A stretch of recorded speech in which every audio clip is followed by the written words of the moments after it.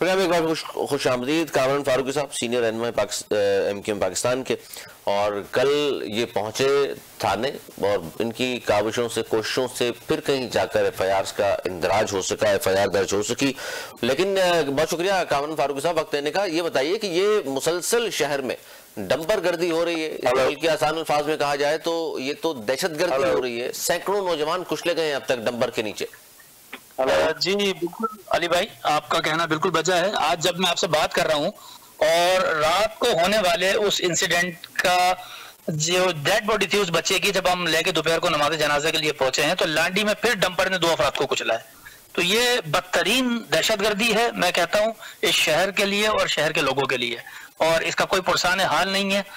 और यकीनन इस तरह के रिएक्शंस आना एक फितरी अमल है लोगों के। ये सिर्फ एक डंपर जलने के ऊपर इतना शोर शराबा करते हैं, इनको उन इंसानी जानों से कतई कोई हमदर्दी नहीं है जिनको आए रोज ये डंपर्स के टायरों तले कुचलते हैं। तो बस पहली दफा हमने एक एग्जाम्पल कायम किया, और रात को इन्होंने ना सिर्फ वहां पर इतने बड़े इंसिडेंट होने के बाद, इतने बड़ा वाकया होने के बाद मुश्तइल अवाम के अंदर आके इन्होंने सिर्फ महाजरों को ना सिर्फ ये कि मुगल्लिज़ात बकी, वहां पे उर्दू स्पीकिंग लोगों के बारे में नाज़ेबा अल्फाज कहे, बल्कि ये शख्स वहां पर खड़े होकर इसने स्टेट खवातीन के ऊपर फायरिंग की और वहां की जितना भी क्राउड था उसके ऊपर भी फायरिंग करते हुए ये वहां से भागा है। तो बस हमारा मौक़िफ़ ये है कि इस शख्स के खिलाफ जो हर जगह, अगर ये मालिक है वाकई में, हर गाड़ी का ये मालिक है, तो हर गाड़ी की FIR, हर इंसिडेंट की FIR, हर होने वाले शहर के अंदर इस वाकई की, अगर कोई एक्सीडेंट होता है और उसमें किसी की डेथ होती है तो हम इसको एग्जाम्पल बनाते हैं और अपने शहरियों से, कराची के लोगों से ये अपील करते हैं कि जाके इसके खिलाफ बाई नाम हर थाने के अंदर बाकायदा FIR से इंदराज कराया जाए, और इसको इंदराज कराने के साथ साथ करार वाकई सजा भी दी जाए। तो यकीनन इसको अगर कंटिन्यू हर शहरी इंगेज करेगा, हर वो खानदान, हर वो घर जिसके घर के अंदर सफ़े मातम बिछती है, अगर वो इसको इंगेज करेगा इंशाल्लाह, तो हम समझते हैं ये शहरी बहुत जल्द इस अफगानी दहशतगर्द से छुटकारा हासिल कर पाएंगे। अच्छा, आपने कहा अफगानी, क्यों अफगानी को तो गवर्नमेंट ने कहा है कि जी सबको वापस भेजा जाएगा अफगानिस्तान, तो ये किस तरह से दंदनाते यहाँ फिर रहे हैं? न सिर्फ दंदनाते फिर रहे हैं बल्कि 20, 25, 30 अफराद लेकर कहीं भी असला बरदार पहुंच जाते हैं। ना उन्होंने गार्ड्स की वर्दी पहनी हुई किसी कंपनी की, मतलब शहर में 144 नाफिज है, इसके बावजूद भी, और दो बड़े प्रोग्राम शहर में हो रहे हैं और गैर मुल्की यहाँ आए हुए हैं, हमारे यहाँ मेहमान है हमारे, उसके बावजूद भी इस तरह खुदा न खास्ता कोई और हादसा पेश आ सकता है। बिल्कुल आ सकता था, और इन्होंने बिल्कुल कानून की सरीहन न सिर्फ खिलाफ वर्जी की बल्कि इन्होंने कानून का मजाक उड़ाया। तो ये हमारे उन लोगों को जो यहाँ पे इस वक्त हुक्मरान हैं सोचना चाहिए। अब कुछ न्यूज़ें हमारे पास भी ऐसे ही हैं कि इसके अंदर यकीनन कुछ ना कुछ इन हुक्मरानों की और इनके सरकर्दा रहनुमा, ये इनके पीपल्स पार्टी के, मैं कहूँगा खासतौर पर जो सरकर्दा रहनुमा है, उनकी भी कई डंपर्स यहाँ पर और पुलिस के कई अफसरान के डंपर्स इस शहर के अंदर चलते हैं। अब यहाँ पर इनसे कोई ये पूछे कि एक एक नंबर प्लेट के ऊपर 4-4 ये डंपर चला रहे हैं, इंसिडेंट होने के बाद ई चालान के नाम पे करोड़ों रुपए का इन्होंने कराची के लोगों का बेड़ा गर्क कर दिया पिछले 1 हफ्ते के अंदर। ये बताया जाए इन डंपर माफिया के खिलाफ ओवर स्पीड पे या कानून की किसी भी खिलाफ वर्जी के ऊपर कितने चालान किए गए, वो हम हुकूमत से पूछते हैं इस बारे में कि वो हमें बताए। दूसरा, इनको इस बात की कतई इजाजत नहीं दी जा सकती कि ये जगह जगह शहर में जाकर शहरियों को कुचलें, फैमिलियों को कुचलें, बच्चों को कुचलें और उसके बाद ये अपने तरीके से बाहिफाजत वहां से निकल भी जाए। अच्छा, 2 FIR दर्ज हुई, एक आप लोगों की जाहिर काविशों से, तो दोनों में नाम क्यों नहीं था इनका? ये जो दंदनाते फिर रहे थे लोग, नहीं बिल्कुल नाम था, और इसके अंदर ये महसूद जो है लियाकत महसूद, इसको नॉमिनेट किया गया है, इसके नाम से FIR है। और इसके FIR में जी एक FIR एक्चुअल इंसिडेंट की, ये दोनों अलग अलग FIR बनती है। बिल्कुल, एक FIR थी इंसिडेंट की जिसके अंदर ड्राइवर को नॉमिनेट किया गया था, और उसके बाद उसको मेडिकल चेकअप के लिए हमने थाने से बाकायदा भिजवाया कि इसको भेजा जाए, पता चले ये एडिक्ट तो नहीं है, ये चरस तो नहीं पीता, ये शराब तो नहीं पिया हुआ, आखिर ये किस हालत में जा रहा था जिसकी वजह से इंसिडेंट हुआ। और दूसरी FIR इस लियाकत महसूद के खिलाफ और उसके दीगर नामालूम साथियों के खिलाफ जो कि चेहरा शनास हैं, उनके खिलाफ इतराज कराई गई, और यकीनन हमें टाइम लगा उसके अंदर। इतनी कमजोर दफात थी कि वो जमानत कबल गिरफ्तारी बासानी उसकी हो भी गई, बहस बदल कर आज जब आए हुए थे। देखें, उधर हमारा मौकफ तो ये था कि इसको 302 में कन्वर्ट करा जाए, लेकिन जाहिर सी बात है वहां के जो SHOs हैं उनका कहना यह था कि इसके अंदर इशू ये आ रहा है कि हम इसके अंदर, क्योंकि कोई जख्मी नहीं हुआ, मुझे लग रहा है कि शायद वो लोग शायद इस बात का इंतजार कर रहे थे कि खुदा ना खास्ता कोई एक इंसिडेंट और होता वहां पर, कोई एक इंसिडेंट कोई और होता, खुदा ना खास्ता कोई गन शॉट होता, तो फिर वो जाके इसके खिलाफ 302 की FIR काटते। ये भी बमुश्किल कटवाई, एक FIR के अंदर इसका इंदराज हुआ और कम से कम एक एग्जाम्पल हमने कायम किया, और हमारी ये ख्वाहिश है कि इस एग्जाम्पल को पूरे कराची पे अप्लाई किया जाना चाहिए। और इसका हल क्या नजर आता है आपको? डंपर वालों के पास डॉक्यूमेंट्स पूरे नहीं होते, फिटनेस सर्टिफिकेट नहीं होते, उनके पास लाइसेंस तक नहीं होता, ये भी देखा गया है शहर में, उसके बावजूद भी डंपर्स न सिर्फ चल रहे हैं, आप कह रहे हैं कि पुलिस वालों के भी हैं, हुकूमत में जो लोग शामिल हैं उनके भी चल रहे हैं, तो फिर तो जाहिर है अगर हुकूमत के अपने लोगों के भी इस तरह के ट्रांसपोर्ट के कारोबार है तो फिर तो नहीं हो सकता कुछ भी इनका। इसका हल अली भाई सिर्फ ये है कि यहाँ पर से जब तक ये गैर मकामियों की हुकूमत रहेगी और ये उनको सपोर्ट करते रहेंगे तो इस तरह के इंसिडेंट खुदा न खास्ता शहर में होते रहेंगे। तो यहाँ पर एक तो सबसे पहले यहाँ पर ये देखना पड़ेगा कि यहाँ पे कितने गैर मुकामी ऐसे हैं जो इनको सपोर्ट करते हैं और क्यों करते हैं, और उसके पीछे यकीनन एक बहुत बड़ा माफिया है जो कि इनको बहुत सारी मराहत के बाद सपोर्ट करता है और इनको अपनी तकरीबात में मदऊ करके फ्रंट लाइन के अंदर इन लोगों को दिखाया जाता है। अब जब इन दहशतगर्दों को,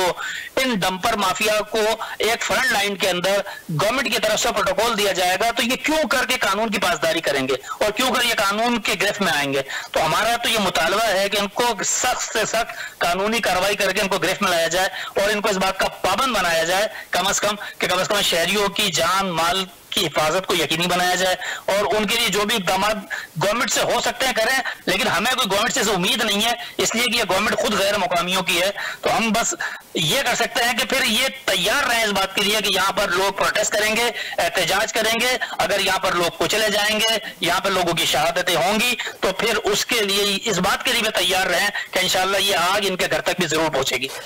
ई नंबर प्लेटिंग, ई नंबर आप याद होगा, ई चालान भेजने शुरू हुए, अजरक नंबर प्लेट, इस तरह की चीजों में तो हुकूमत बड़ी फुर्ती का मुजाहरा कर रही है और कह रही है हम तो कानून पर अमल दरामद कराना चाहते हैं,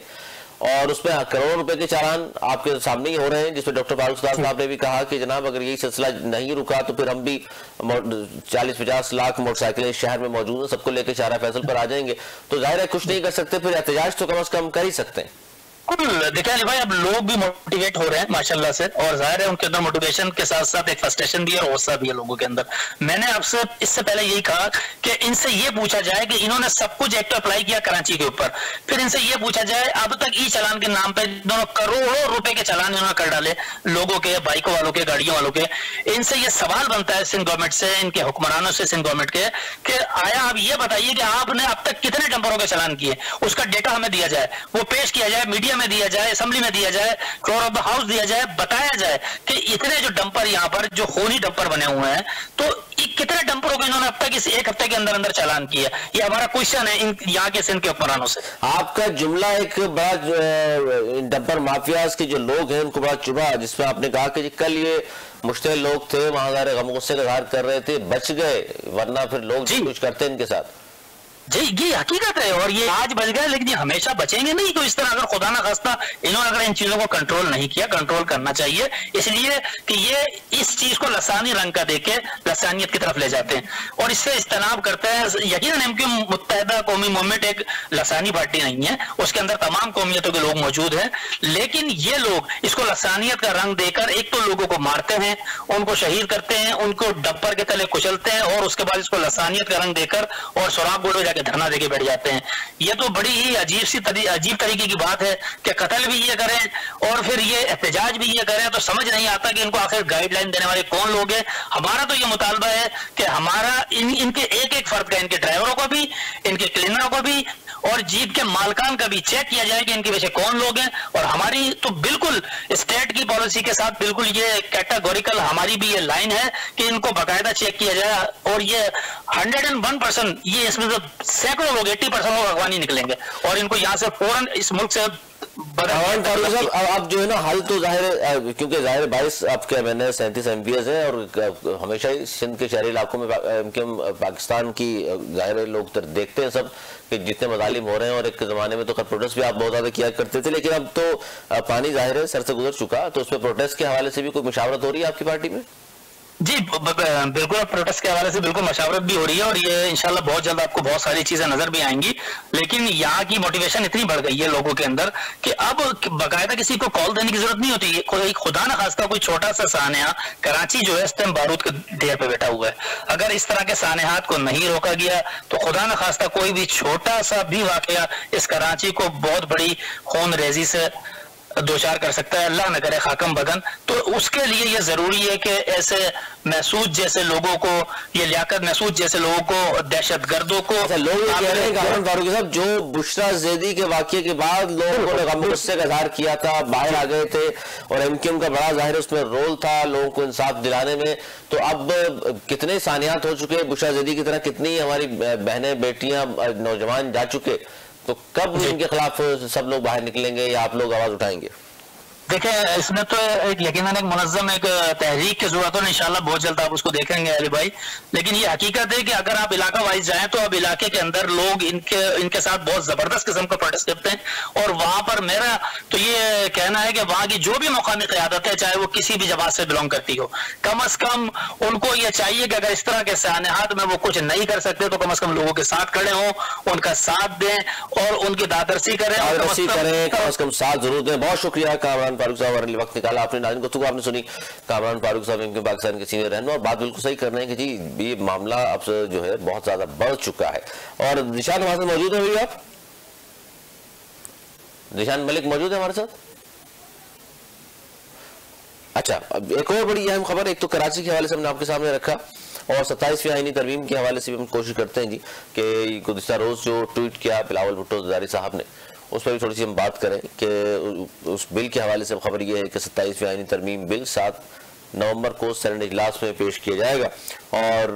अब पाकिस्तान पीपल्स पार्टी के साथ चलने को तहरीक इंसाफ वाले जो तैयार हुए हैं, ये बड़ी अहम पेशरफ्त होगी, क्योंकि पीटीआई ने कहा है कि जनाब हम इस चीज़ को नहीं मानते, हम मुस्तरद करते हैं 27वीं आईनी तरमीम को जो होने जा रही है। अगर पाकिस्तान पीपल्स पार्टी भी नहीं मानती इस तरमीम को तो हम उनके साथ चलने को तैयार हैं। जबकि सेनेटर अली जफर साहब ने आज कहा 27वीं आईनी तरमीम पर बिलावल भुट्टो ने जो लिखा वो आइन को ख़त्म करने के मतरादिफ है। ये बहुत बड़ी बात है जो आज उन्होंने बयान की। इस तरह जमात इस्लामी की बात कर लें तो हाफिज नईम उर रहमान साहब ने भी कहा कि 26वीं आईनी तरमीम हमने कबूल नहीं की तो 27वीं हम किस तरह कबूल कर सकते हैं, और फार्म 47 का सिस्टम लोगों को रिलीफ नहीं दे पा रहा। तो ये बड़ी अहम डेवलपमेंट्स है। इस तरह से आज वही साहब का बयान भी 18वीं तरमीम सूबों के दिलों के बहुत करीब है, इस पर हर दिन समझौता नहीं हो सकता, लेकिन जिस तरह की खबरें आ रही हैं उसमें कहा जाता है 27वीं आईनी तरमीम में कि 18वीं जो तरमीम की गई थी उसमें भी कुछ मजीद तरामीम होंगी। अब पाकिस्तान पीपल्स पार्टी इन तमाम चीज़ों को किस तरह देखती है? पाकिस्तान पीपल्स पार्टी की लीडरशिप ने कहा है कि जी सीएसी इजलास होगा और उसमें ये फैसले होंगे कि हमें 27वीं तरमीम को सपोर्ट करना है या नहीं करना। ये फैसला पाकिस्तान पीपल्स पार्टी की जानिब अब ज़ाहिर तमाम सियासी जमातें देख रही हैं कि पाकिस्तान पीपल्स पार्टी एक बड़ी सियासी जमात है जो हुकूमत की इत्तेहादी भी है, उनके वोट के बगैर ज़ाहिर ये तरमीम पास हो नहीं सकती। मौलाना फजल रहमान साहब का किरदार 26वीं तरमीम में बहुत अहम था, लेकिन अब 27वीं तरमीम में चूंकि वोट नंबर की बात जो थी वो पूरी हो चुकी है तो इसलिए बहुत ज़्यादा उनसे डिस्कस नहीं हो रहा। गो की मुलाकात ज़रूर की हुकूमती नुमाइंदगान ने उनसे और उनको भी कायल करने की कोशिश की, लेकिन मौलाना साहब का मूड जो है उस वक्त कुछ और नजर आ रहा है। वो कह रहे हैं इस्लामाबाद भी आने वाला हूं, तो वो जाहिर है अपोजिशन की बात कर रहे हैं, लेकिन अब होगा क्या ये तो आने वाला वक्त बताएगा कि 27वीं आईनी तरमीम 7 नवंबर को जब सेनेट इजलास में पेश की जाएगी तो उस वक्त कितने वोट हासिल कर सकेंगे इस 27वीं आईनी तरमीम पर, क्योंकि सबसे बड़ी पार्टी सेनेट में पाकिस्तान पीपल्स पार्टी है। आज तक लेते हैं, प्रोग्राम तक लिए हमारी इजाजत, मौलाना।